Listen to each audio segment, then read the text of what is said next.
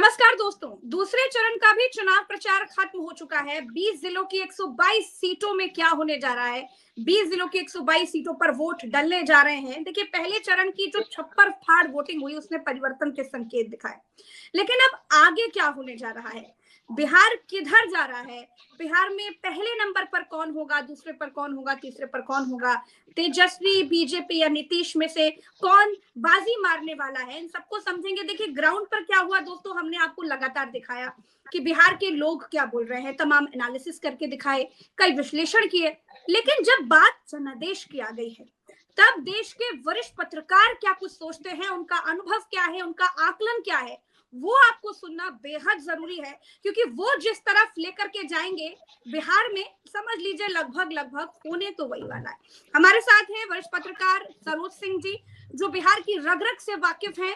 इनका आकलन कभी खाली नहीं जाता, ये लोग कहते हैं। और सरोज सिंह का आकलन क्या होगा वो हम सबसे पहले जानना चाहेंगे। और हमारे साथ प्रोफेसर रविकांत जी हैं, बिहार की तमाम घटनाओं पर नजर रखे हुए हैं। इनसे हम पहले भी तमाम एनालिसिस करवा चुके हैं और समझ चुके हैं कि बिहार किधर जा रहा है। हमारे साथ हैं देवकी नंदन सर, जो लगातार बिहार के बारे में बता रहे हैं और कहते हैं कि उड़ती चिड़िया को हल्दी लगा लेते हैं ये, और इनको पता है कि बिहार में क्या होने जा रहा है। इनका आकलन भी समझेंगे।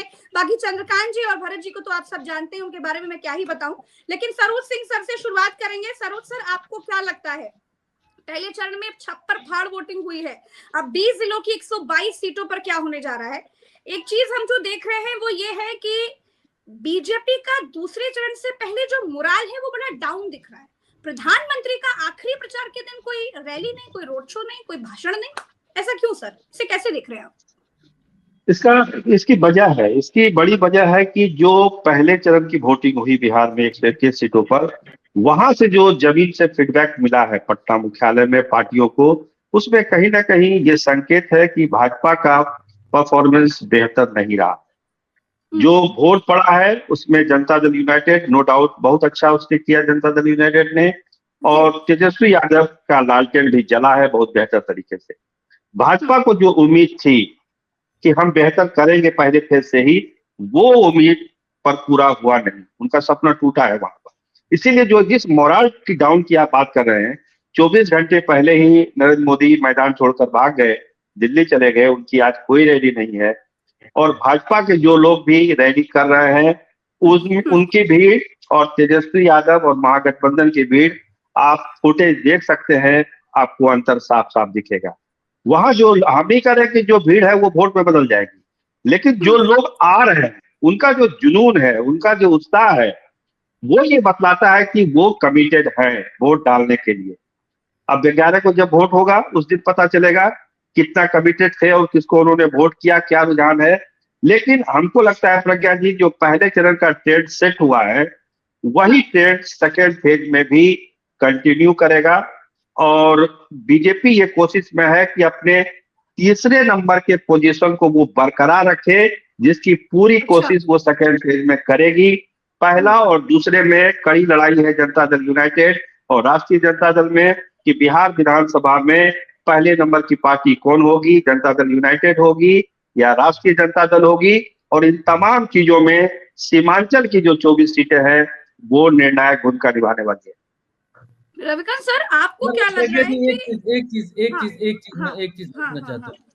पहले चरण में जो बम्पर वोटिंग हुई सर, इसमें लोग तीन चीजें बता रहे हैं। किसी ने कहा कि मजदूर जो बाहर से काम करके आए वो छठ में रुक गए, इसलिए ज्यादा वोटिंग हुई, उन्होंने वोटिंग की। दूसरा लोग ये बता रहे हैं कि युवाओं को नौकरी चाहिए, इसलिए उन्होंने जबरदस्त वोटिंग की। तीसरा लोग ये बता रहे हैं कि नहीं नहीं जी, महिलाओं ने जो है जबरदस्त वोटिंग की है, जिसकी वजह से बढ़ा। आप क्या देख रहे हैं कि ये जबरदस्त वोटिंग हुई क्यों? सत्ता परिवर्तन करने के लिए हुई कि महिलाएं नीतीश कुमार जी को जाने नहीं देना चाहती हैं, इस वजह से हुई? देखिए, आप छठ पर्व के बाद का अगर आप रेलवे स्टेशन का फुटेज देखेंगे तो ऐसा नहीं कि जो छठ पर्व मनाने बिहार आए वो सारे लोग रुक गए। उतनी ही भीड़ थी जितनी आने में थी, जाने में भी उतनी ही भीड़ थी। जिनको जाना था वो चले गए। बड़ा फैक्टर है महिला वोटर का। जो 10,000 वाली स्कीम है नीतीश कुमार की, लोग नीतीश कुमार की स्कीम ही उनको मानते हैं, वो वोटर लाइन पर है। महिला बढ़ चढ़ के, जीविका दीदी, आशा दीदी, ये सब कमिटेड है कि भाई जनता दल यूनाइटेड को हम लोग आगे, हमको ले जाना है। पार्टी लाइन तक में आ गई है वो लोग। सरकारी है और सरकारी है वो अलग है, लेकिन काम वो किसके लिए जमीन पर कर रही है ये आप हम भी जान रहे हैं, आप भी जान रहे हैं। तो वो वोट जो है महिलाओं का, जी महिलाओं की मतलब नीतीश कुमार जी के लिए सॉफ्ट कॉर्नर पहले से था। तो महिलाएं नीतीश कुमार के साथ जाएंगी ये पहले से भी लोग कह रहे थे, लेकिन वोटिंग परसेंटेज 1% बढ़ता, 2% बढ़ता, 3% भी बढ़ता, समझ में आता। 8% का सर हाइप बिहार के इतिहास में कभी नहीं हुआ। तो इसमें सबसे बड़ा फैक्टर क्या देख रहे हैं कि कौन लोग हैं जिन्होंने इतना भयंकर वोट कर दिया, वो भी तब जब 45 लाख वोट पिछली बार से कट हो गए, कम हो गए हैं। जी देखिए, आपने जवाब खुद दे दिया। 2-3 कारण है। एक तो जो एसआईआर हुआ, जो 65 लाख वोट कटे हैं, तो स्वाभाविक है कि परसेंटेज बढ़ेगा, उस आधार पर ही परसेंटेज निकाला जाएगा, क्योंकि 65 लाख जो इनवैलिड वोट थे वो हट गए। दूसरी बात महिला की हम लोग कर चुके हैं। अब बात करिए युवाओं की। जो प्रशांत किशोर का जो कैंपेन चला पिछले 3 सालों से, वो जो घूम रहे हैं, जो बिहार में रोजगार पलायन रोकने की बात कर रहे हैं, कहीं ना कहीं प्रशांत किशोर की बातों की भी अपील हुई है। और वैसे वोटर जो वोट करने नहीं जाते थे, युवा जो नहीं जाते थे, जो फेसबुक इंस्टाग्राम में बिजी रहते थे, उन लोगों ने भी इस बार पहले चरण में हम लोगों ने देखा कई बूथों पर बढ़ चढ़ कर भाग ले रहे हैं। तो युवाओं का एक रुझान, निश्चित तौर पर आप क्रेडिट प्रशांत किशोर को भी दे सकते हैं। और चुनाव आयोग ने भी कहिए कि बेहतर काम किया है। जो मोबिलिटी है बूथ तक जाने की, उसमें भी बहुत सारी सुविधाएं हुई है। तो मिला जुला के एक ओवरऑल हुआ है जिससे परसेंटेज बढ़ा है। कोई एक कारण नहीं है, 3-4 कारण है जो परसेंटेज बढ़ा है। और कहते हैं एक जो आंकड़ा है कि जब 60% से ज्यादा मतदान बिहार में हुआ है, बदला हुआ है, और लालू यादव भी सरकार बना है जब भी 60% से ज्यादा मतदान हुआ है बिहार। अच्छा सरोज सर, अभी तो हमें आपसे बहुत कुछ पूछना है, इसीलिए अब मैं चलती हूँ रविकांत सर के पास। रविकांत सर, हम जो लगातार चीजें देख रहे हैं, क्योंकि प्रधानमंत्री नरेंद्र मोदी वो हैं जो नगर निगम के चुनाव में भी हम देखते हैं कि पूरी ताकत झोंक देते हैं, लेकिन प्रचार के आखिरी दिन नरेंद्र मोदी का कोई रैली नहीं था, कोई भाषण नहीं था। ये क्या दिखा रहा है? क्या ये या तो बीजेपी ने ये मान लिया है कि हम जीत रहे हैं तो फिर आखिरी दिन प्रचार करने की क्या जरूरत है, और या तो फिर ये हार की हताशा है? आप इसे किस तरीके से देख रहे हैं? देखिए, मोदी जी का आज नहीं होना निश्चित रूप से भारतीय जनता पार्टी और हम सबके लिए बहुत आश्चर्यजनक है, क्योंकि मोदी जी प्रधानमंत्री से ज्यादा प्रचार मंत्री दिखाई पड़े हैं पिछले 10-11 साल में, आप देखिए। लेकिन इसमें कोई दो राय नहीं है कि एक तरह की हताशा है, और मैसेज देना है खास करके उन लोगों को जो नीतीश कुमार के वोटर है, नीतीश कुमार के सिंपैथाइजर है। क्योंकि लगातार अमित शाह ने और नरेंद्र मोदी ने जो मैसेज दिया है बिहार के लोगों को कि भारतीय जनता पार्टी अकेले सरकार अपना बनाना चाहती है, और यही वजह है कि आपने पहले फेज में देखा कि जो एक नारा लगा अंदर खाने की, लालटेन ही तीर है और तीर ही लालटेन है, उसने बहुत बड़ा फासला पैदा कर दिया। और नीतीश कुमार के प्रति जो सिंपैथी दिखाई पड़ी, उससे भारतीय जनता पार्टी को बहुत नुकसान हुआ, जिसे हम लोग बिहार की राजनीति में लवकुश समीकरण कहते हैं। कुर्मी और कोयरी वोटर जो कहते हैं, यादव के बाद जो सबसे मजबूत वोटर है, वो वोटर जो नीतीश कुमार का अपना मजबूत वोटर हुआ करता था, वो जब एनडीए में है तो बीजेपी के साथ भी जाता था, जहां पे जेडीयू और बीजेपी का कैंडिडेट है। लेकिन इस बार जिस क्या दिखाई पड़ रहा है कि जहां जेडीयू का कैंडिडेट है वहां तो वो जेडीयू माने एनडीए के लिए गया है, लेकिन जहां बीजेपी और आरजेडी आमने सामने है, या बीजेपी और कांग्रेस आमने सामने है, वहां पर ये कुर्मी कोई माने लवकुश जो समीकरण है वो गया है आपके महागठबंधन के साथ। ये गुस्सा है, इस गुस्से को थोड़ा डाइल्यूट करने के लिए मोदी जी ने आज मैदान छोड़ दिया कि ये जो सीधा असर पड़ रहा था कि साहब नीतीश कुमार नहीं होंगे। अभी आप लगातार कहते आ रहे हैं कि हम उनके नेतृत्व में चुनाव लड़ रहे हैं, माने अगर चुनाव हार जाए तो ठीक रहा, आप नीतीश कुमार के सिर पर फोड़ दें, और जीत जाएंगे तो फिर नीतीश कुमार का हम वही हल करेंगे जो महाराष्ट्र में शिंदे जी का हुआ। हाँ, अभी तक हमने देखा कि नरेंद्र मोदी एनडीए का नाम लेके देते थे, क्रेडिट एनडीए को देते थे, लेकिन अब वो नीतीश कुमार का नाम ले रहे हैं कि नीतीश जी की सरकार में ऐसा हुआ, नीतीश जी की सरकार के पहले ऐसा नहीं था। तो ये भी हमें देखने को मिलेगा पहले चरण के बाद ये चेंज भी आया प्रधानमंत्री में। नहीं, ये कैसे आया? ये तभी आया जब नीतीश कुमार के वोटर ने वो लालटेन को या कांग्रेस पार्टी को वोट दिया, बीजेपी को नहीं दिया। उसके बाद ही होश ठिकाने आया। जेडीयू ने भी बता दिया कि अब 7 दिन बाकी है, अगली बार फिर नीतीश सरकार, 5 दिन बाकी है फिर से नीतीश सरकार, ये सीधा दिखाया। अमित शाह ने कह दिया कि आप जो मैसेज दिया कि 80 सीटें लेकर के आइए और आप मुख्यमंत्री पाइए भारतीय जनता पार्टी का, ये मैसेज बिहार में चला गया। और बिहार की जनता जो है वो पॉलिटिकली बेहद अवेयर है, बहुत कॉन्शियस है। ये और दूसरे राज्य नहीं है, आप उनको गरीबी और अशिक्षा से नहीं जोड़ सकते कि साहब पॉलिटिकली वो कॉन्शियस नहीं है। बिहार के लोगों में ये चेतना है और वो कतई नीतीश कुमार को अपमानित होते हुए नहीं देखना चाहते कि साहब एक दो गुजराती लोग हैं वो पूरा हाईजैक कर ले जाए चुनाव को, और वो व्यक्ति जो ये कहते हैं कि बिहार में साहब जमीन नहीं है, जमीन अडानी साहब को दे दी जाएगी 1 रुपए के रेट पर, लेकिन कहेंगे कि हम इंडस्ट्री लगाएंगे गुजरात में, यहाँ आकर के आप मजदूरी करेंगे। ये अपमान भी दिखाई पड़ा बिहार के लोगों को, और यही कारण है कि सीधे तौर पर उन्होंने जवाब दे दिया। और वो जवाब आप देखिए, जो डिप्टी सीएम है उनकी कार पर जब गोबर फेंका गया और वो व्यक्ति हताशा में ये कह रहा है कि जो हमारे साथ सिक्योरिटी गार्ड है वो गोली क्यों नहीं चला रहा, वो फायर क्यों नहीं कर रहा है, तो उससे ही आप देखिए पूरा बीजेपी की हालत को समझ सकते हैं। और खुद वो व्यक्ति चुनाव वहां लूज कर रहा है। ये जो मुश्किलें हैं उसने बीजेपी और मोदी को ये मैसेज कर दिया कि नहीं साहब आप दाल गलने वाली नहीं है। हम जो चिन्हीकरण करना चाहते थे नीतीश कुमार का, ये महाराष्ट्र नहीं है, ये बिहार है। और बिहार जो पलटवार जब करता है तो फिर चाहे दिल्ली हो चाहे गुजरात हो, दोनों हिलते हैं। और यही वजह है कि मोदी ने भी अपना छोड़ दिया बिहार को। हाँ, ये जरूर है, मुझे जो लगता है कि जिस दिन 11 तारीख को जिस दिन वोटिंग होगी उस दिन मोदी जी का हमें मूवमेंट देखना है कि वो कहां से भाषण दे रहा है, जिसको लाइव टेलीकास्ट किया जाएगा या कोई और इवेंट कर रहे हैं, ये देखना पड़ेगा बिहार को लेकर के।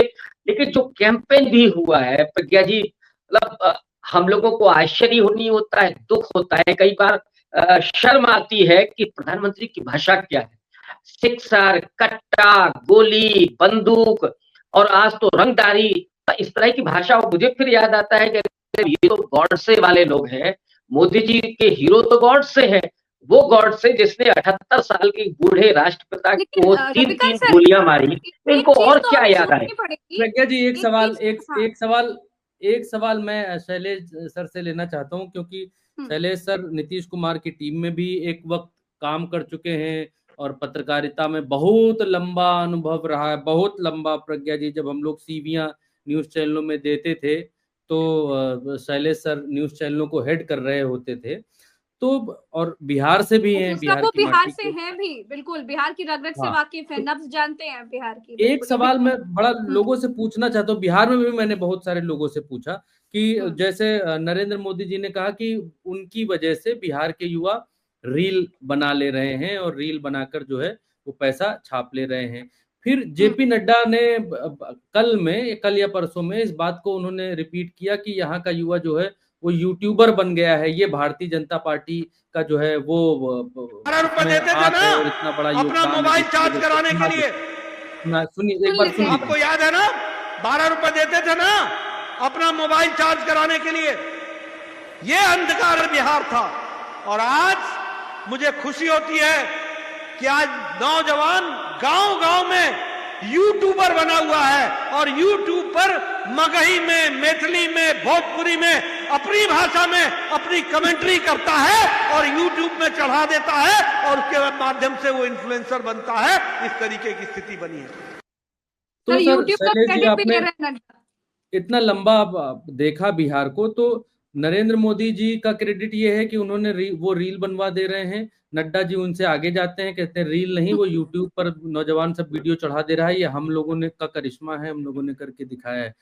तो बिहार के युवा या बिहार के लोग क्या इसको रोजगार सोच रहे हैं, समझ रहे हैं, या इससे चिढ़ रहे हैं, या फिर इसको सौगात ले रहे हैं कि नहीं होती भाजपा तो फिर ये यूट्यूब नहीं आता, या फिर ये रील हम नहीं बना पाते, या ये भारतीय जनता पार्टी के पास कुछ बताने को नहीं है, इस वजह से यूट्यूब पर लोग बना ले रहे हैं उनकी कृपा से, ये वो बतला रहे हैं, कुछ कहने को है इसलिए कह रहे हैं। ये प्लस में जा रहा है कि माइनस में? मेरे कहने का, पूछने का मतलब ये है भाजपा के। नमस्कार। मैं सिर्फ इतना कहना चाहूंगा कि कितने लोग बिहार में यूट्यूबर हैं, कितने लोग ये वीडियो बना रहे होंगे और अपलोड कर रहे हैं, आप संख्या बताएंगे? मेरे पास भी संख्या नहीं है। 500 होंगे, 1000 होंगे। उन्होंने कहा मैथिली मगधी जो भाषा जिसको आती है वो बना लेता है और यूट्यूब पर चढ़ा देता है, ये भारतीय जनता पार्टी की ताकत है। असमिया में नहीं हो रहा है, मणिपुरी में नहीं हो रहा है, गुजराती में नहीं हो रहा है। कौन सी भाषा है जिसमें कि यूट्यूब अब नहीं बन रहा है?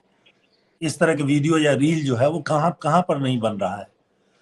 वो एक ऐसा मौका आया और उसके लिए वो क्या श्रेय ले रहे हैं? डेटा सस्ता है। वो जिस दौर में, कांग्रेस के दौर में जब ये कुल मिलाकर के जब शुरुआत हुई थी, मोबाइल फोन की बात मैं कर रहा हूँ, ये 96-97 में बहुत महंगा था, फिर बाद में चलते चलते सस्ता हुआ। आप सारे लोगों को याद होगा कि कुछ साल पहले तक 10 रुपए के रिचार्ज के विज्ञापन आते थे। आज जाइए, 300 रुपए से कम का कोई रिचार्ज नहीं है। कहां से सस्ता कर दिया उन्होंने? नहीं सर, मेरा सवाल ये है कि जैसे भाजपा ने कहा कि उत्तर प्रदेश में हमने राशन दे दिया, तो लोगों ने कहा कि वाह राशन मिल गया है, मोदी जी का आशीर्वाद है, उनकी दया से मिल गया और राशन तो कम से कम मिल रहा है। उन्होंने कहा कोरोना की सुई लगा दी, तो लोगों ने कहा वाह मोदी जी वाह, सुई तो कम से कम लग गई, बच गए कोरोना से हम लोग। तो उसी पैटर्न पर भारतीय जनता पार्टी, हम लोग जैसे यहाँ से बैठकर देख रहे हैं, आप बिहार से लौट के आ गए यहाँ से, तो क्या ये लोग इस तरीके से ले रहे हैं कि हमको डेटा दे दिया जिससे हम रील बना पा रहे हैं कम से कम, या यूट्यूब पर हम कुछ अपलोड कर पा रहे हैं भारतीय जनता पार्टी की वजह से, वाह मोदी जी वाह? बिल्कुल नहीं। इसमें प्लस में जा रहा है माइनस में? न तो लोग ये इसको कोई अप्रिशिएट नहीं कर सकता, लेकिन क्योंकि हर आदमी जानता है, जो लोग डेटा यूज कर रहे हैं वो जानते हैं कि डेटा की कीमत लगातार बढ़ती गई है, घटी नहीं है, और इसलिए उनको फायदा नहीं हो सकता। आज की तारीख में एक सुविधा पहले और थी कि आप जो है आप अपना रिचार्ज मत कराइए, लेकिन इनकमिंग कॉल आपके पास आता रहेगा, आउटगोइंग नहीं होगा। आज है क्या? नहीं है। मैं अभी संयोग से किसी और के कारण से गया था, तो किसी के लिए 10 दिनों के लिए एक सिम कार्ड चाहिए था, तो मिनिमम उन्होंने 299 शायद 300 रुपए का मिनिमम बताया, 29 दिनों के लिए। उन्होंने कहा इससे छोटा कोई डेटा नहीं है। तो ये 10 रुपए वाला डेटा कहाँ चला गया? 100 रुपए वाला डेटा कहाँ चला गया? तो ये फोन जो चलता है और जो ये डेटा है उसमें बहुत ज्यादा फर्क नहीं है, आपको पता ही है कि आप फोन के लिए लेते हो और उसी पर डेटा भी चलता है। तो ये टेक्नोलॉजी का एडवांसमेंट है। पहले तो इसी को देख देख करके मोदी बार बार कह रहे हैं क्या पहले चरण में विकास को वोट दिया जनता ने, जो इतना बम्पर मतदान हुआ ये विकास को हुआ, इसी को विकास समझ रहे हैं क्या? ये विकास करा दिए हैं डेटा सस्ता करा के। अब बकौल मोदी, बकौल नड्डा कि डेटा सस्ता हो गया, लोग पैसा छाप रहा है। नहीं, ये जो है, ये पहली चीज मैं एक चीज और बता दूं कि डेटा को लेकर के जो बोल रहे हैं, पहले जो है डेटा का कंप्रेशन संभव नहीं था। फिर आपको याद होगा कि 2G आया। 2G का क्या है मतलब? उसी पाइपलाइन में, यानी वो जो हवा में है वो, लेकिन एक पाइपलाइन तो बनता ही है ना, तो उसी पे 2 गुना डेटा जाने लगा। फिर 4G आ गया, अब 5G आ गया। तो सेम आप एक तरफ से आप केबल का या तार का अगर कल्पना कीजिए, एक वेव चल रहा है, उस वेव में अब आप 5G का मतलब है 5 गुना ज्यादा कंप्रेस्ड है वो, इसलिए 5 गुना ज्यादा। मतलब हम लोग जानना ये चाह रहे हैं सर कि ये भारतीय जनता पार्टी से चिढ़ रहे हैं लोग ये सुनने के बाद, या फिर उनको लग रहा है कि वाह वाह हमको कम से कम ये दिया? तो मतलब इन दोनों में से कैसे ले रहे हैं लोग ये समझ रहे हैं कि जो इसको समझ सकते हैं उनका यही मानना है कि जैसे एक झुनझुना हर बार पकड़ा देते हैं मोदी जी, वैसे ही पकड़ा रहे हैं, वैसे ही वो जो है वो ये दिखा रहे हैं। आप देखिए, आप हमारे पास व्हाट्सएप का कोई विकल्प है? नहीं है, चीन के पास है। हमारे पास जो है जो यूट्यूब है उसका कोई विकल्प है? चीन के पास है, उनका अपना यूट्यूब है। यूट्यूब नाम नहीं है, कुछ और है, उनका अपना व्हाट्सएप जैसा वो है। तो कहाँ इन्होंने किया? अगर वो भारत में इस तरह के जो कुछ डेवलप भी हुए वो दूसरी कंपनियां खरीद लेती हैं, तो अपना भारतीय कुछ डेवलप करने दिया होता, और ये होता कि सारा रेवेन्यू यहाँ रह रहा है। ये तो जो रेवेन्यू जनरेट हो रहा है, अरबों रुपए यूट्यूब के जरिए अमेरिकी कंपनियों को जा रहा है, क्योंकि यूट्यूब अमेरिकी कंपनी। बिल्कुल सही बात है। प्रज्ञा जी एक सवाल मैं बस एक सवाल लूंगा, एक सवाल देवकी नंदन सर से। देवकी नंदन सर, कवि ने कहा कि मारब सिक्सर के 6 गोली छाती पर, तो कवि की इन पंक्तियों का आप कैसे संदर्भ प्रसंग समेत व्याख्या करेंगे? ये तो भारतीय है सर कह रहे हैं कि यूट्यूब सब भारतीय नहीं है, ये बिहार की धरती की उपज है, मोदी जी ने इसको जो है आगे बढ़ाया है। क्या समझते हैं सर इससे? पवन सिंह जो बीजेपी में हैं, उन्हीं का ये गाना है और वही उस पर वो डांस करते हुए नजर आ रहे हैं। और एक दूल्हा दुल्हन खड़े होते हैं और पवन सिंह गाते हुए आते हैं और सामने पिस्तौल दिखाते हैं। तो जो दुल्हन होती है वो लड़के के सामने, दूल्हे के सामने आ जाती है और ये गाना है। देखिए क्या है कि प्रधानमंत्री की पद की जो गरिमा है वो बहुत बड़ी गरिमा है।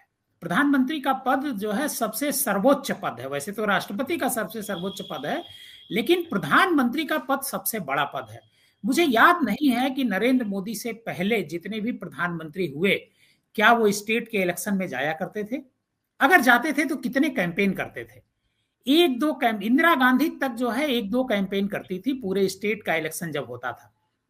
जब नेशनल इलेक्शन होता था तब वो कैंपेन पर निकलते थे। स्टेट का पूरा इलेक्शन का कैंपेन स्टेट के नेताओं के जिम्मे हुआ करता था। लेकिन नरेंद्र मोदी जी जब से प्रधानमंत्री बने हैं 2014 से, 14 में वो प्रधानमंत्री बनते हैं, दिल्ली का चुनाव होता है और दिल्ली के चुनाव में खुद मैदान में उतर जाते हैं कि आप मुझे चुनिए। सवाल ये उठता है कि क्या ये प्रधानमंत्री को सोचता है? प्रधानमंत्री का चुनाव हो, देश का चुनाव हो, तो प्रधानमंत्री को देश भर में 543 लोकसभा सीटें हैं, निश्चित तौर पर 150 कैंपेन करना चाहिए, 150 लोकसभा क्षेत्रों में जाना चाहिए। लेकिन अगर राज्य का चुनाव है तो राज्य के नेताओं के लिए होना चाहिए और राज्य का मुख्यमंत्री चुना जाना चाहिए। तो अब प्रधानमंत्री की बात मैं क्या करूं? तो इस तरह की भाषा उनकी रहती है। इसको लेकर के बहुत ज्यादा 3 बार उन्होंने कट्टे का प्रयोग किया है। पहली बार तो उन्होंने कहा कि तेजस्वी ने कांग्रेस के कनपट्टी पर कट्टा लगा करके जो है मुख्यमंत्री का पद घोषित करवा लिया। उसके बाद दूसरी बार ये बोले, उसके बाद तीसरी बार जब कल उन्होंने कैंपेन खत्म किया सीतामढ़ी में, तो भी उन्होंने कट्टे का उपयोग किया। सवाल ये उठता है कि क्या प्रधानमंत्री, लेकिन सवाल ये है कि ये भी कहे प्रधानमंत्री से सवाल पूछेगा कौन? किसी पत्रकार की हैसियत नहीं है कि प्रधानमंत्री से सवाल पूछे। जो भी पत्रकार आज तक प्रधानमंत्री का इंटरव्यू किए हैं, कोई आम खिला रहा है, कोई कुछ कह रहा है, तो जब किसी से कोई सवाल नहीं पूछा जाता है तो ये मान लेता है वो कि हम ही सबसे जो बड़े ताकतवर हैं और हम जो कह रहे हैं वो सही है। तो प्रधानमंत्री जी ने भी ऐसा मान लिया है कि जो वो कह रहे हैं वही सही है। हालांकि प्रधानमंत्री अपनी भाषा तो कुछ बोलते नहीं है, प्रधानमंत्री वही बात बोलते हैं जो उनको लिख करके दिया जाता है। इस नाते उनका दिमाग भी नहीं चलता होगा। कई बार क्या होता है कि जब आप स्क्रिप्ट पढ़ रहे हो, तो सर लिख करके तो सोच समझ करके दिया जाता होगा, तो लिख करके सोच समझ करके तो उनको लगता होगा ये कट्टा पट्टा तमंचा हम बोलेंगे तो बिहार की जनता झूम कर हमारे साथ आएगी कि मारब 6 गोली सिक्सर के छाती पर और कनपट्टी पर कट्टा और ये सब। गाना गलत कर दिया। ये लाइन दरअसल क्या है कि कट्टे का प्रयोग क्यों वो करते हैं, इसको भी समझिए। वह अपने जो वोटर हैं उनको सेव करना चाहते हैं। जो बीजेपी का वोटर है वो कहीं छिटकने ना पाए, क्योंकि बीजेपी की पूरी पॉलिटिक्स डर पर आधारित है। वो डरा करके वोट लेना चाहती है। उत्तर प्रदेश में क्या है, मुसलमानों से हिंदुओं को डरा कर हिंदुओं को एकजुट किया जा रहा है। 750 साल तक मुगल शासन किए, क्या हिंदू खत्म हो गए? बिहार में ये चल नहीं पाएगा।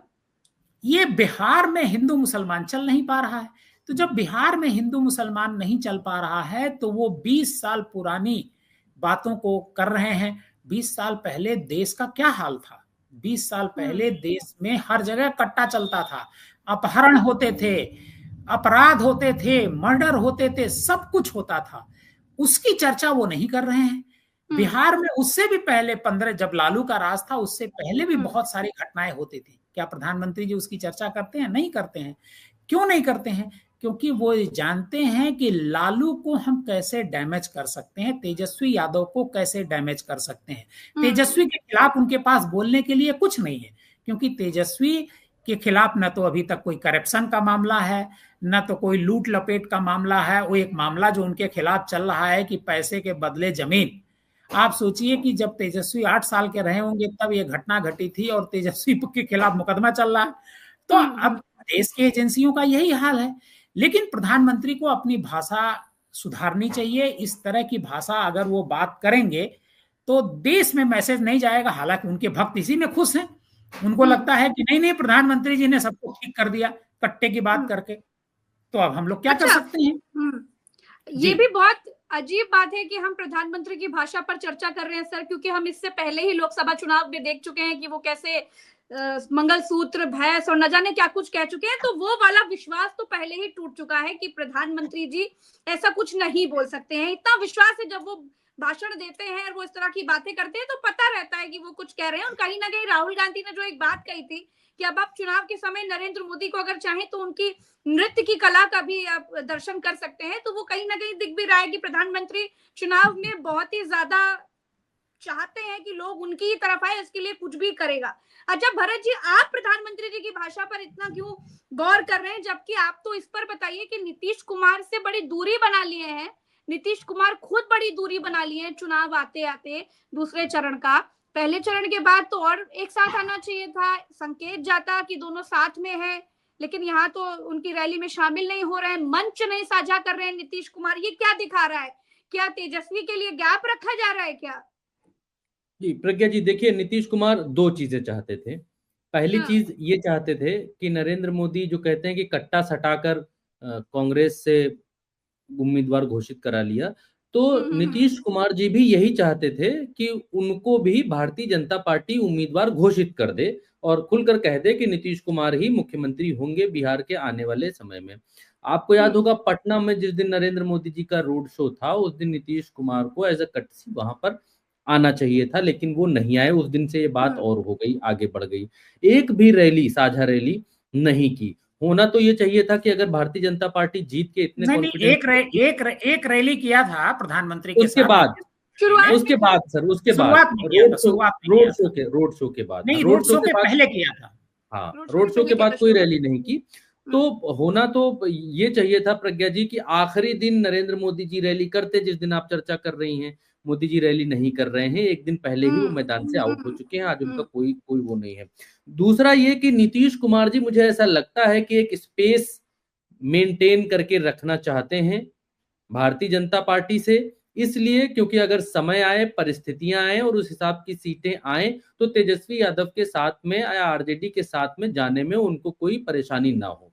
हम और आप ग्राउंड पर घूम रहे थे तो बहुत सारे लोग इस बात को कह रहे थे, जेडीयू और आरजेडी के कार्यकर्ता या जेडीयू आरजेडी के समर्थक या उनके लिए वोट करने वाले लोग कहीं भी हमको एक दूसरे को गाली बकते हुए नहीं मिले कि आरजेडी वाले खराब हैं, बेकार हैं, जंगल राज वाले हैं, कहीं भी नहीं। या फिर आरजेडी वाले ये कहते हुए नहीं मिले कि चाचा नीतीश जी कुछ किए नहीं, इनके समय में कुछ हुआ नहीं, कुछ नहीं किए, कुछ नहीं। दोनों सिर्फ यही बात करते रहे, उनकी क्या बात करते हो तो तलवार, वो तो तीर ही लालटेन है और लालटेन ही तीर है। तो मुझे लगता है कि नीतीश कुमार एक स्पेस बना करके रखना चाहते हैं, एक जो डीलिंग का जो स्पेस होता है वो बना करके रखना चाहते हैं, जिससे ये मैत्रीपूर्ण भारतीय जनता पार्टी से भी ना लगे कि हम आपसे इतना ज्यादा मैत्रीपूर्ण है कि आप कुछ भी कह दीजिए, कुछ भी कर लीजिए और हमारे ऊपर फर्क नहीं पड़ेगा। नीतीश कुमार अपना जो रूप है वो दिखला रहे हैं। दूसरी चीज ये कि इस चुनाव के भीतर बहुत सारे लोग इस बात को कह रहे हैं भारतीय जनता पार्टी इसलिए आश्वस्त है, नरेंद्र मोदी जी इस वजह से रैली नहीं कर रहे हैं, छोड़ दे रहे हैं। दिन में 2 ही रैली की उन्होंने, जो भी पीछे रैलियां की, ज्यादा मेहनत इसलिए नहीं कर रहे क्योंकि भारतीय जनता पार्टी आश्वस्त है, चुनाव आयोग उनके साथ है और ये सारी चीजें हैं, इसलिए ज्यादा मेहनत करने की आवश्यकता नहीं है, इस वजह से वो ऐसा कर नहीं रहे। जबकि प्रज्ञा जी, पहले चरण के चुनाव में, मैं थोड़ा सा समय ले रहा हूं, जल्दी से अपनी बात को खत्म करूंगा। पहले चरण के चुनाव से पहले तक किसी के मुंह से अगर आपने ये बात सुनी हो कि इस बार भयंकर वोटिंग होगी, भारतीय जनता पार्टी की बात कर रहा हूं, या मोदी जी ने ही कहीं मंच से कहा हो कि दबाकर वोट करना, भयंकर वोटिंग करना और सब प्रतिशत सब बराबर कर देना, कहीं नहीं कहा। लेकिन मोदी जी ने कल अपनी आखिरी रैली में इस बात को कहा कि इतनी वोटिंग करना कि पिछले वाले जो पहले चरण में वोटिंग हुई है उनका रिकॉर्ड आप लोग तोड़ देना, पहले चरण वालों का रिकॉर्ड तोड़ देना, ऐसा कहा है प्रधानमंत्री। ये दिखलाता है कि पहले चरण में भारतीय जनता पार्टी पिछड़ गई है। और दूसरी बात ये कि जब ये लोग पूछते हैं कि इस बार मेहनत भारतीय जनता पार्टी नहीं कर रही है, बूम करेगी, तो क्या बूम करेगी? मैं एक सवाल पूछना चाहता हूं। पिछली बार 110 सीटों पर भारतीय जनता पार्टी लड़ी थी 110 सीटों पर 73-74 सीटें भारतीय जनता पार्टी ने जीती। इस बार 9 सीटें तो ऐसे ही कम हो गई हैं, 101 सीटों पर लड़ रहे हैं। अगर आप पिछली बार भारतीय जनता पार्टी जिस स्थिति, मजबूत स्थिति में थी, प्रचंड लहर पर थी और राष्ट्रवाद की लहर पर थी, पुलवामा और उलवामा सब हो चुका था, उसके बाद प्रचंड राष्ट्रवाद वाली लहर थी। उस लहर में जब भाजपा 110 सीटों में 74 जीतती है, इस बार तो भारतीय जनता पार्टी के पास कहने के लिए भी कुछ नहीं है। कहने के लिए यूट्यूब है, रील है, कट्टा तमंचा, इससे आगे कुछ कहने को आप ना तो सुनाई देता है ना तो दिखाई देता है। जब लहर नहीं है और कहने के लिए भी कुछ नहीं है और 9 सीटें कम पर भी लड़ रहे हैं, तो वैसे भी आप 74 से 9 तो ऐसे ही माइनस कर दीजिए, 74 से 9 माइनस कर देंगे आप तो जाते हैं आप 64 के ऊपर। 9-10 अगर माइनस करते हैं 64 पर जाते हैं। 64-63 पर 63 थी या 74 थी या 73 थी, ऐसी कुछ थी भाजपा की सीटें, तो 63-64 पर जाकर गिरते हैं। उसमें से भी अगर एंटी इनकम्बेंसी के फैक्टर के तहत बहुत कम 10 सीटें माइनस कर दीजिए, बहुत कम 10 सीटें माइनस करेंगी प्रज्ञा जी, बहुत कम, मैं बहुत बड़ा लॉजिक नहीं लगाता, तो भी 53-54 पर आकर भारतीय जनता पार्टी अटक जाती है। जब बहुत अच्छा प्रदर्शन करेगी तब 53-54 के आसपास भारतीय जनता पार्टी आकर अटकती हुई मुझे दिखाई देती है। नीतीश कुमार गेन करते, नो डाउट, सरोज जी ने जैसे कहा नीतीश कुमार गेन करेंगे, महिलाओं का वो समर्थन हमने ग्राउंड पर भी देखा, महिलाएं नीतीश कुमार के साथ हैं। वो इस वजह से भी साथ हैं क्योंकि उन्होंने शराब बंद की और बिहार में ज्यादातर घरों में मर्द शराब पीकर गांवों में आते थे और महिलाओं के साथ मारपीट करते थे या दुर्व्यवहार करते थे, वो जो घरेलू हिंसा वाली बातें होती है वो होती थी। तो महिलाएं व्रत रखती थी कि भाई इनकी, हमारे पति परमेश्वर की जैसे तैसे शराब छूट जाए या कैसे भी करके इनकी शराब, तो वो नीतीश कुमार के लिए उनके मन में एक कॉर्नर है महिलाओं का। 10,000 वाला फैक्टर अलग है, बेटियों को जो पैसा दे रहे हैं इंटर और ग्रेजुएशन में वो अलग है, और बाकी पेंशन वाली अलग है। तो नीतीश कुमार तो आप होते दिख रहे हैं भाई, पिछली बार इतना गिरे थे तो इस बार और तो नहीं गिर सकते, मुझे गिरते हुए नहीं दिखाई दे रहे। पीके ने एक इंटरव्यू में कहा कि नीतीश कुमार नहीं ऊपर जाएंगे, बदलाव की लहर और ये हमारे लिए बदलाव की लहर है, तो वो भी वैसा भी दिखाई नहीं देता है। नीतीश कुमार जितना गिरने थे मेरे हिसाब से, मेरे अपने आकलन के हिसाब से, बाकी तो सरोज सर बताएंगे, नीतीश कुमार जितना गिरने थे वो गिर चुके। उनका नुकसान जितना चिराग पासवान को करना था, 140 सीटों पर पिछली बार चिराग पासवान ने कैंडिडेट खड़े किए, उनका नुकसान उस वजह से हो चुका। इस बार नीतीश कुमार अब इससे नीचे मुझे गिरते नहीं दिखाई दे, आप ही होंगे, चाहे 4 अप हो, चाहे 10 अप हो, चाहे वो 50 तक पहुंचे, चाहे 65 तक पहुंचे, जो भी आप हो, नीतीश कुमार हमको अप होते दिखाई देते हैं प्रज्ञा जी। और रही तेजस्वी यादव की बात, तो उसमें एक डाउट मुझे ये दिखाई देता है कि ये जो वोट प्रतिशत बढ़ा है, मजदूरों का ये वोट कहाँ गया है, युवाओं का वोट क्या झूठकर तेजस्वी यादव को ही नौकरी के नाम पर मिला है? अगर इसका जवाब हाँ है तो तेजस्वी यादव मुझे 80 प्लस होते हुए और 80 के आसपास होते हुए मुझे दिखलाई देते हैं, ऐसा मुझे लगता है। मेरा अपना अनुमान है, मैं कोई ऐसी भविष्यवाणी या फिर ऐसा दावा नहीं कर रहा, लेकिन मेरा अपना अनुमान, जितना मैंने बिहार को समझा है, घूमा है, अच्छा, उतना उस हिसाब से मुझे लगता है। सरोज सर, अब मैं देखिए, आप तो बिहार के हैं, आप बिहार के वोटरों को, बिहार के लोगों को और बिहार को बहुत अच्छी तरीके से समझते हैं, तो थोड़ा बताइए आपका अनुभव क्या कहता है, जातीय गोलबंदी का परिणामों पर कितना असर पड़ने वाला है? जातिवादी में प्रज्ञा जी रोजगार पर वोट कर जाएगा। देखिए प्रज्ञा जी, बिहार है तो आप भी बिहार आई थी, तो आप जानते, आपने महसूस किया होगा कि एक कास्ट जो है बड़ा फैक्टर है बिहार के चुनाव में, वो हमेशा है, 20 में भी था और 25 में भी है, और अगर बहुत कुछ नहीं बदला तो 30 में भी रहेगा, 29 में भी रहेगा। तो वो सच्चाई है बिहार की, इसको हम लोग को मानना चाहिए। तो जो एक सामाजिक समीकरण बनाते हैं नीतीश कुमार चुनाव के लिए, और दूसरी पार्टियों ने भी उसको बनाना शुरू किया। टिकट बंटवारे से लेकर तमाम चीजों में जो सामाजिक समीकरण, जातीय समीकरण का एक बैलेंस बनाया जाता है, तो कहीं ना कहीं इसका फायदा चुनाव में मिलता है। और जो पहले चरण की जो वोटिंग हुई है उसमें नो डाउट इसका प्रभाव था, और उसका प्रभाव इतना था कि जो अभी बता रहे थे हमारे साथी की जो 43 फिगर था नीतीश कुमार का, हमको लगता है, जो मेरा अनुमान है कि उसके आसपास की सीटें नीतीश कुमार पहले फेज में ही ले चुके हैं, जो अभी तक की ग्राउंड रिपोर्ट है। सेकंड फेज में तो उनको बढ़ना ही बढ़ना है, क्योंकि जो दूसरा चरण है चुनाव का, जो उसकी पोलिंग होनी है 11 तारीख को, वो सीमांचल के इलाके में, मिथिलांचल के इलाके में और थोड़ी सा मगध के इलाके में।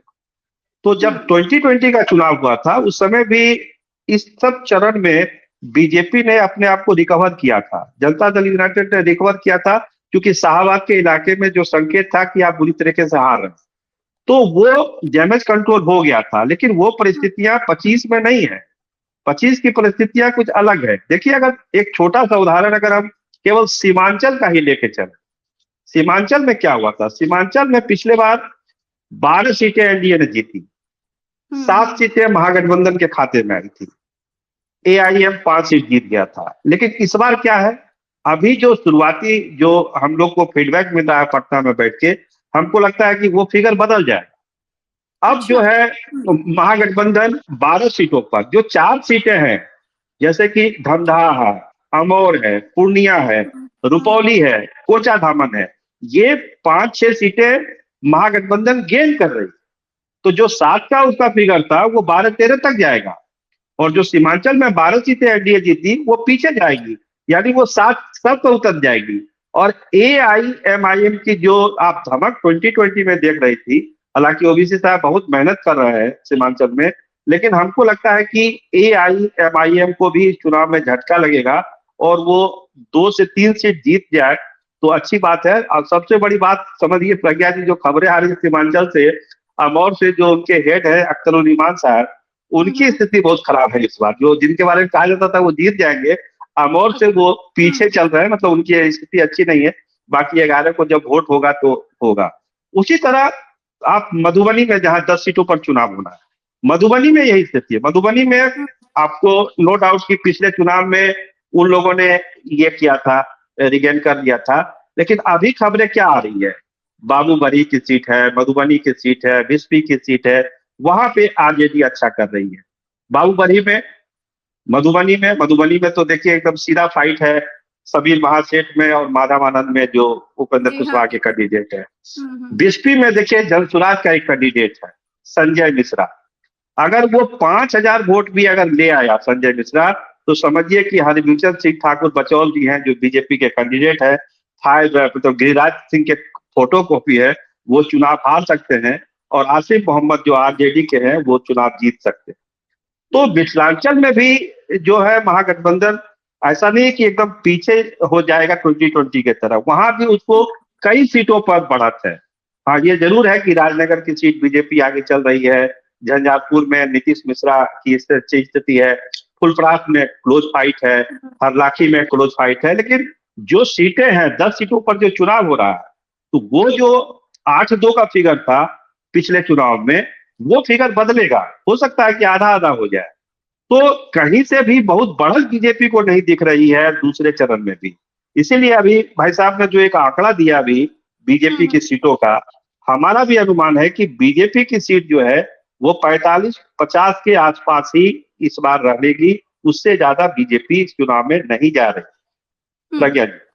अच्छा चंद्रकांत जी, जिस तरीके से अभी हम लोग तमाम एनालिसिस कर रहे हैं, सर ने बताया 45-50, आपको क्या लगता है? देखिए, ये तमाम परिस्थितियां देखकर एक बात तो बिल्कुल क्लियर समझ में आ रही है कि किसी एक को बहुमत तो नहीं मिलने वाला है। चंद्रकांत जी, आपको क्या लगता है? देखिए, बिहार के चुनाव में पहले चरण के मतदान के बाद अब दूसरा चरण का मतदान होना है। नरेंद्र मोदी और भारतीय जनता पार्टी हर चुनाव में अपनी ताकत लगाते हैं, आखिरी तक ताकत लगाते हैं, आखिरी सांस तक ताकत लगाते हैं, कुछ छोड़ते नहीं है। मुझे ये उम्मीद थी कि आखिरी दिन, जब प्रचार का आखिरी दिन होगा, तो प्रधानमंत्री नरेंद्र मोदी और मुख्यमंत्री नीतीश कुमार कम से कम साथ में एक रोड शो जरूर करेंगे, जो मोदी की या भारतीय जनता पार्टी की एक आदत होती है भव्य तरीके से समापन करने की, लेकिन वो नहीं हुआ। नीतीश कुमार नरेंद्र मोदी के साथ आखिरी रैली में भी नजर नहीं आए। अगर नहीं नजर आ रहे हैं तो इसके पीछे कोई ना कोई कारण है, ये यूं ही नहीं हो सकता, पहली बात। दूसरी बात, आप ये देखिए कि नरेंद्र मोदी के भाषणों में, जैसा कि तमाम हमारे साथ जो वरिष्ठ पत्रकार बैठे हैं उन्होंने कई प्रधानमंत्रियों का कार्यकाल भी देखा होगा यकीनन, जो भाषा शैली है उस पर एक बड़ा लोग ये कह रहे हैं कि ये प्रधानमंत्री की भाषा नहीं हो सकती। लेकिन जो दूसरे चरण का मतदान है, पहले चरण में जो नारा चला, अब दूसरे चरण से लोगों को ये उम्मीद है, क्योंकि जो वोटिंग हुई है, वोटिंग को लेकर लोगों का अपना अपना मत है, अपना अपना पक्ष है। कोई कह रहा है कि ये जो बढ़ी हुई वोटिंग है ये लालू प्रसाद, क्योंकि जब जब वोटिंग बढ़ती है तो लालू प्रसाद यादव की पार्टी सत्ता में आ जाती है, उनको फायदा मिलता है। कुछ लोगों का ये कहना है कि बिहार में पहले चरण में जब जब 5% वोट बढ़ा है तो नीतीश कुमार को उसका फायदा मिला है। देखिए, दो तरह के फायदे नजर आ रहे हैं। पहला फायदा यह है कि नीतीश कुमार की सीटें बढ़ रही हैं, और दूसरा यह है कि वोटर्स जो है वो आरजेडी की तरफ भी गए हैं। दो यहाँ पर जो सबसे बड़ी बातें हैं जिसका जिक्र भरत जी भी कल कर रहे थे कि महिलाएं नीतीश कुमार के साथ जाती हुई नजर आ रही हैं, इसमें कोई संशय नहीं है, और युवा जो है वो बड़ी तादाद में तेजस्वी के साथ जाते हुए नजर आ रहे हैं। अब क्योंकि दूसरे चरण का मतदान है, 11 तारीख को मतदान होना है, और उससे पहले कुछ तस्वीरें ऐसी आ गई हैं, उनमें सच्चाई क्या है क्या सच्चाई नहीं है, लेकिन नालंदा में, हाजीपुर में, तमाम जगह पर स्ट्रांग रूम के सीसीटीवी बंद है। इसको लेकर एक बड़ी चर्चा चल रही है। तो अब लोगों के मन में ये भी बात है, दूसरी तरफ राहुल गांधी के खुलासे भी हैं वोट चोरी को लेकर, और राहुल गांधी ये भी कह रहे हैं कि मेरे पास और भी सबूत है वोट चोरी को लेकर, मैं उनके भी खुलासे करूंगा और बहुत जल्द करूंगा। तो ये जो माहौल बना हुआ है, और जिस तरह से नरेंद्र मोदी ने मैदान छोड़ा प्रचार खत्म होने से पहले, और तेजस्वी यादव आज भी जब प्रचार खत्म होना था, आखिरी दिन था, तो 15-15, 17-17 रैलियां कर रहे थे। एक भीड़ होती है, मैं आखिरी में बस इतना ही कहूंगा कि सरोज सर ने एक बात कही कि जो भीड़ आ रही है, ऐसा नहीं है कि 2020 वाला नतीजा हो जाएगा, तेजस्वी वैसे रह जाएंगे। एक होती है आई हुई भीड़ और एक होती है लाई हुई भीड़, तो दोनों तरह की भीड़ में अंतर होता है। तेजस्वी यादव की रैलियों की तो चर्चा बहुत हो रही है। मैं तो ये भी देख रहा था कि उत्तर प्रदेश से अखिलेश यादव गए थे, उनकी रैलियों में जबरदस्त भीड़ नजर आ रही है। समाजवादी पार्टी की सांसद है इकरा हसन, उनकी रैलियों में भीड़ दिख रही है। इमरान प्रतापगढ़ी की रैलियों में जबरदस्त भीड़ दिख रही है। तो माहौल तो बना हुआ है। देखिए, माहौल के हिसाब से अगर मैं देखूं तो कॉन्फिडेंस जो है वो ज्यादा महागठबंधन की रैलियों में नजर आ रहा है। अब इसको किसी भी पैरामीटर पर, किसी भी मानक पर देखा जाए, लेकिन एक जो अंतिम सच राजनीति का है, भीड़ कभी भी जीत या हार का पैमाना नहीं हो सकती। वो भीड़ वोटों में कितनी कन्वर्ट हो रही है, बूथ पर कितनी पहुंच रही है, और जब बटन दबा रही है तो उसकी उंगली कहां जाकर रुक रही है। कई मर्तबा ऐसा होता है कि भीड़ में, जब आप भी पब्लिक रिपोर्ट्स करती हैं, भीड़ में जाती है लोगों के बीच, तो लोग आपको जवाब कुछ और देते हैं लेकिन वोट कहीं और जाकर देते हैं, या कोई भी पत्रकार जब जाता है तो ये हकीकत होती है। अब बूथ के अंदर जाते जाते अगर उसका मन मस्तिष्क नहीं बदल रहा है, बूथ के अंदर जाती हुई बिहार की महिला वोटर को अगर 10,000 दिमाग में याद रह गया तो वो नीतीश कुमार के पाले में वोट दे देगी। अगर उसको तेजस्वी का 30,000 रुपए याद आ गया तो वो तेजस्वी के पाले में वोट दे देगी। तो बहुत बड़ा एक गेम चेंजर बिहार में MY फैक्टर है, और ये MY मुस्लिम यादव नहीं है, ये MY महिला और युवा है। इसका असर दूसरे चरण में भी देखने को मिल सकता है। बिल्कुल। तो अब मैं जल्दी जल्दी आप सबसे बस एक ही बात पूछना चाहती हूँ, मैं सबके पास बारी बारी आऊंगी। शैलेश सर, पहले आपके पास ही आ रही हूँ, आपको क्या लग रहा है, जल्दी से जवाब दीजिएगा, एज किसको देख रहे हैं? क्योंकि बहुत साइलेंट चुनाव था ये, जितना साइलेंट ये चुनाव था, जैसे जैसे वोटिंग का दिन आया वैसे वैसे ये और भी ज्यादा उग्र और बहुत ही ज्यादा ऐसा दिखाई दिया कि लोगों के मन में ये था कि मुझे ये करना है, और लोग निकले और वोट करके आ गए। उनको जो करना था उन्होंने पहले बताया नहीं, लेकिन वोटिंग वाले दिन दिखा कि लोग कुछ तो करना चाह रहे हैं बिहार में बड़ा। आपको क्या लग रहा है, एज किसको देख रहे हैं? म्यूट है आप, म्यूट है। एक बात तो बहुत साफ है कि ये सेकेंड फेज में ऐसे बहुत सारे सभी जिले हैं जो जिसे मुस्लिम बहुल कहा जाता है, और जिनको बहुत दिनों से टारगेट कर रही थी बीजेपी। तो ये जो इसमें कुछ क्षेत्र तो ऐसे हैं जिसमें 50% से भी ज्यादा मुस्लिम है। तो यहाँ पे उन क्षेत्रों में इस बार जेडीयू भी लड़ाई में नहीं है, उन्होंने कैंडिडेट ही मुस्लिम कम दिए हैं। तो जो लड़ाई है वो AIAM और जो महागठबंधन है उसके बीच में है। करीब करीब 20 एक क्षेत्र तो ऐसे हैं। उसके बाद अगर आप देखें तो मिथिला में ये पहले फेज में भी दिखाई दिया कि ये बहुत जबरदस्त टक्कर जो है दोनों गठबंधनों के बीच में है। तो ये फेज तो बहुत मुश्किल है, लेकिन मैं इसमें कई बार अभी भी बात हो रही थी, कई लोगों ने कहा कि नीतीश कुमार प्रधानमंत्री के साथ दिखाई नहीं दिए। नहीं, मुझे नहीं लगता कि उनकी प्रधानमंत्री से कोई दूरी है। वो नाराजगी नहीं दिखा रहे थे, वो अपने कैंडिडेट्स के क्षेत्र में जा रहे थे, क्योंकि नीतीश के सामने इस बार सबसे बड़ी चुनौती ये है, वो है जिसकी शुरुआत अमित शाह ने की थी, और वो ये था कि विधायक चुनेंगे कि मुख्यमंत्री कौन होगा। मतलब साफ है कि जिस पार्टी को ज्यादा विधायक मिलेंगे उसी पार्टी का मुख्यमंत्री होगा। तो वो अपने विधायकों के क्षेत्र में लगातार सभाएं कर रहे थे, और मैं एक रिपोर्ट देख रहा था कि बाकी नेताओं के मुकाबले उन्होंने ज्यादा सभाएं की है। लेकिन वो पिछले चुनावों की तरह जहां प्रधानमंत्री जा रहे हैं वहां वो भी पहुंच रहे हैं, उसको छोड़ दिया था और अपने विधायकों के लिए, अपने कैंडिडेट्स के लिए कैंपेन कर रहे थे।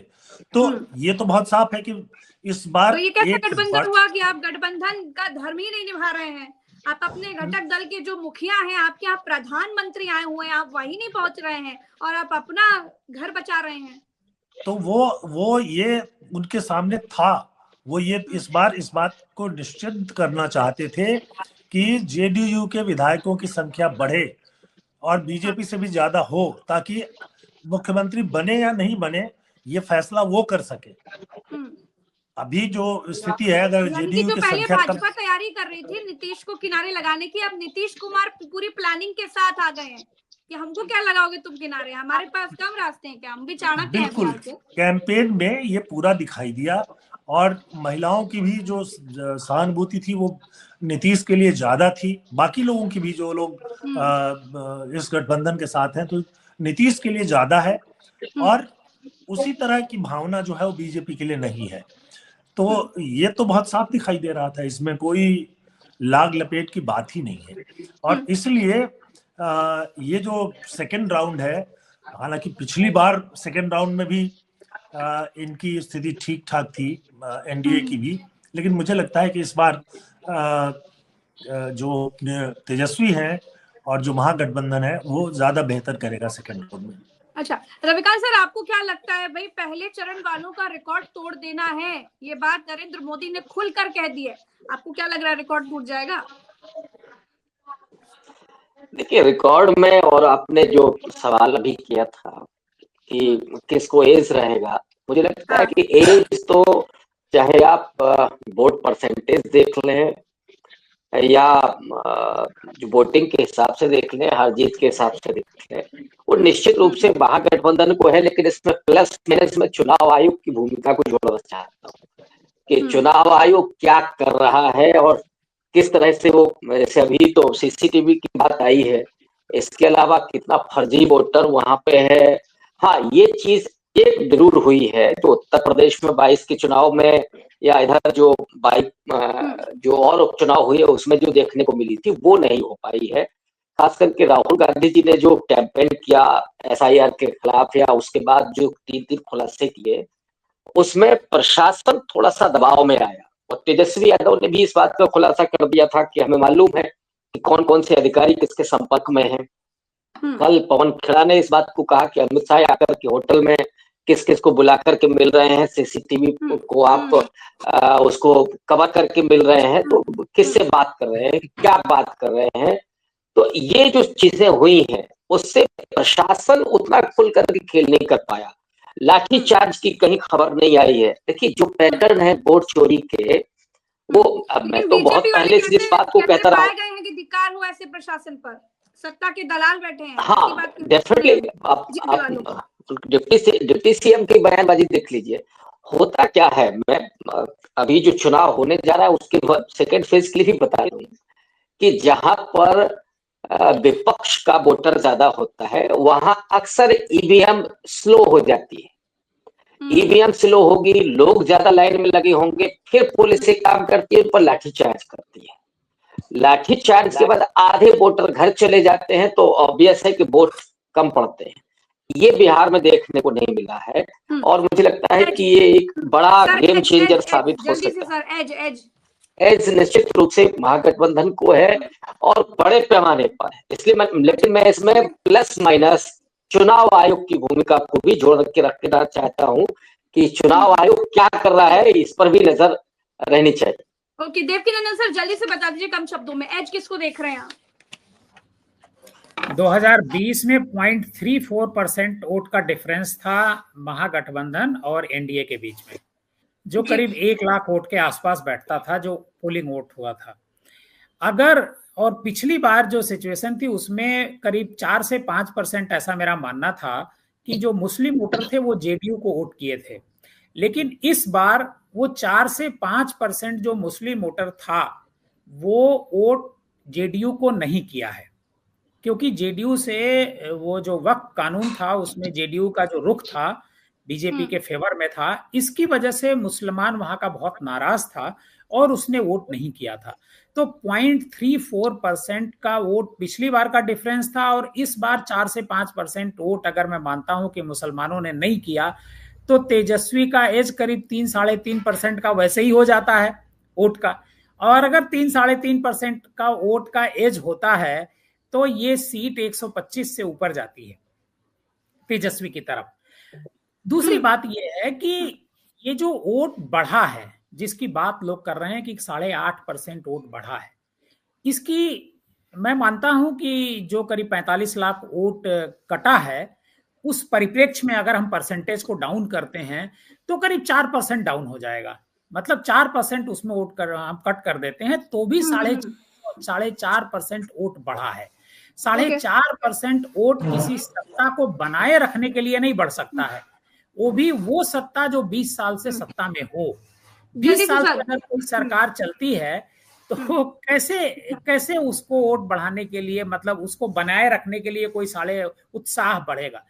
दूसरी बात जो महिलाओं की हो रही है कि महिलाओं ने नीतीश कुमार को वोट दिया है, मैं मानता हूं दिया है, इसमें कोई दो राय नहीं, एज है, लेकिन एक बड़ा पॉइंट है जिसको लोग मुझे लगता है कि मिस कर रहे हैं।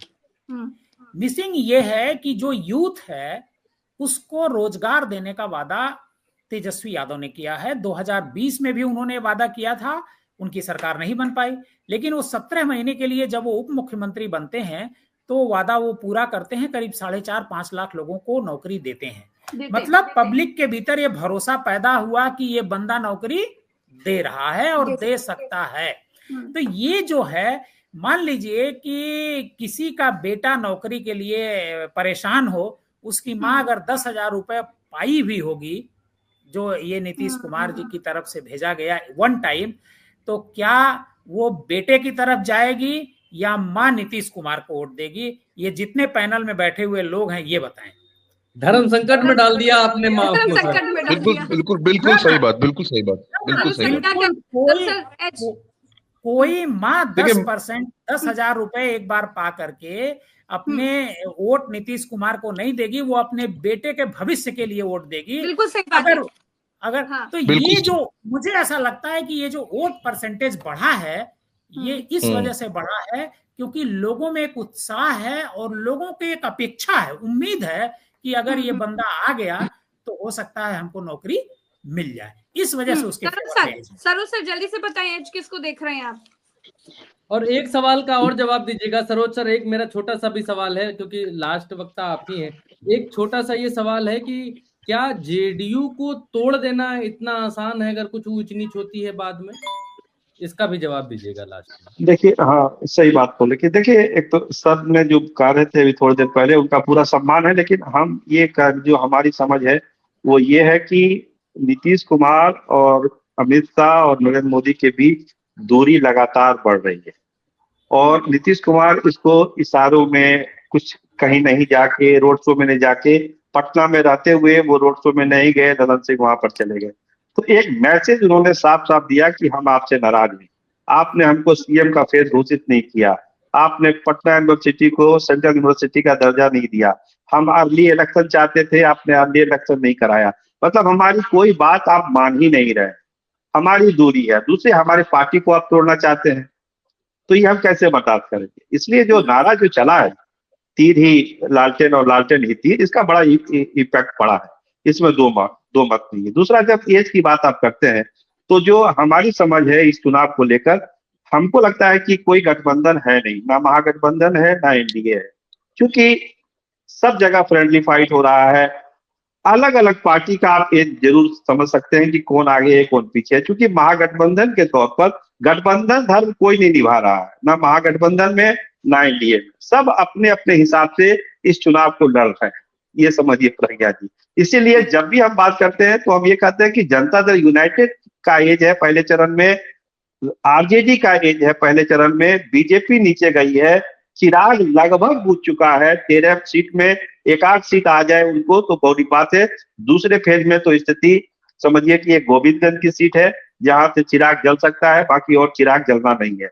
मतलब वही गलती की बीजेपी ने, जो पिछले तो ऐसे ही लूज कर गए सर। अगर 10 सीटें भाजपा लूज कर गई, 25 ये लूज कर जाएंगे, तो ये तो मतलब हम उसी पे आ रहे हैं कि जो गलती तेजस्वी यादव ने 2020 के चुनाव में की थी, कांग्रेस को 70 सीट देके, वही गलती इस बार बीजेपी ने की है। चिराग पासवान को 29 सीटें देखी और इसका बड़ा खामियाजा उनको भुगतना पड़ेगा, इसमें कोई बात नहीं है। अगर सरकार बनाने में 19-20 हुआ तो इसमें सबसे बड़ा योगदान समझिए चिराग पासवान का ही होगा, क्योंकि उनकी सीटें बहुत कम आ रही है मैक्सिमम, क्योंकि 10 सीट आपने कहा 10 सीट पहले ही कम लड़ रही है, और इन सीटों का नुकसान तो ये बहुत भारी पड़ने वाला। क्या मोदी के हनुमान भाजपा की लंका लगा देंगे क्या? लग ही रहा है। जब आप 29 सीट लेके, एक तो पहले ही नॉमिनेशन रद्द हो गया, 28 सीट बची है। 28 सीट में भी जो अभी तक जो खबरें हैं 2 या 3 चला जाए तो वो मैक्सिमम उनका आंकड़ा होगा। कुछ लोग कह रहे हैं कि जितने उनके सांसद हैं उतने ही जीत जाए तो उनके लिए बहुत बड़ी उपलब्धि चिराग पासवान के लिए मानी जाएगी। तो कहीं ना कहीं एनडीए, कहीं बैक, एनडीए तो हम नहीं कहते, अलग अलग पार्टियां हैं। Janata Dal United no doubt आगे की स्थिति में चल रही है। और सर का जो एक सवाल था कि 10,000 काम करेगा या नौकरी काम करेगा, तो इसका जवाब यही है कि देखिए, जो पहले डिलीवर हो जाता है लोग उस पर भरोसा करते हैं। दिल्ली का उदाहरण, पैसा नहीं गया, सरकार नहीं बनी। झारखंड में पैसा चला गया अकाउंट में, सरकार वहां जेब में बना लिया।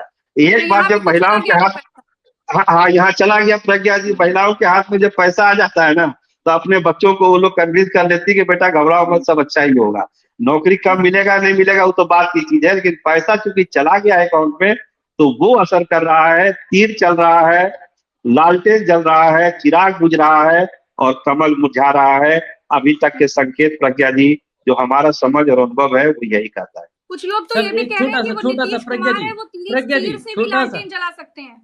प्रज्ञा जी, छोटा सा एक जरा सा नन्हा सा सवाल सरोज जी से है, फिर खत्म करेंगे। प्रज्ञा जी खत्म करिएगा। हाँ। चिराग पासवान को कामयाबी क्यों नहीं मिल रही? क्या जेडीयू का वोट उनके साथ नहीं ट्रांसफर हो रहा है इसलिए?